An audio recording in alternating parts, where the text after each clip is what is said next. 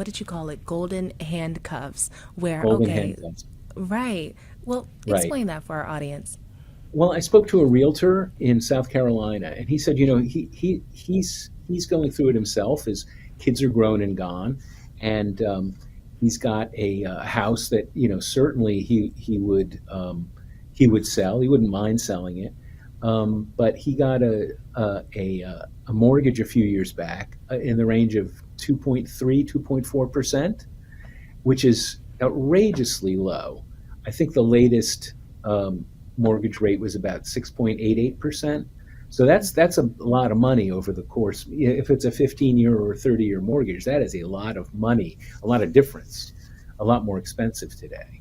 But he says, so he doesn't want to sell for that reason, but also, you know, he's just a person who has other reasons. His wife is not really keen on selling, and he likes the neighbors. He and he didn't tell me this, but other reasons are, you have your dentist for the last 15 years, and you don't want to give up your dentist, right?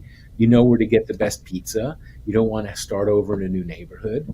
All these factors, which are only tangentially economic, but the golden handcuffs is that 2.3, 2.4% mortgage rate, which Rosemary will probably never see that again.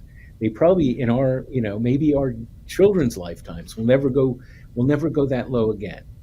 Because the last 14, well, from 2008 to a couple of years ago, 2022, we had the lowest interest rates in history. As one person said to me, the lowest rates in recorded history. And it was an accommodative, it was an emergency type of interest rate. The Federal Reserve was acting as if we were in a crisis and kept the interest rates low for a very, very long time. It's debatable whether they should have kept them down. It was 14 years.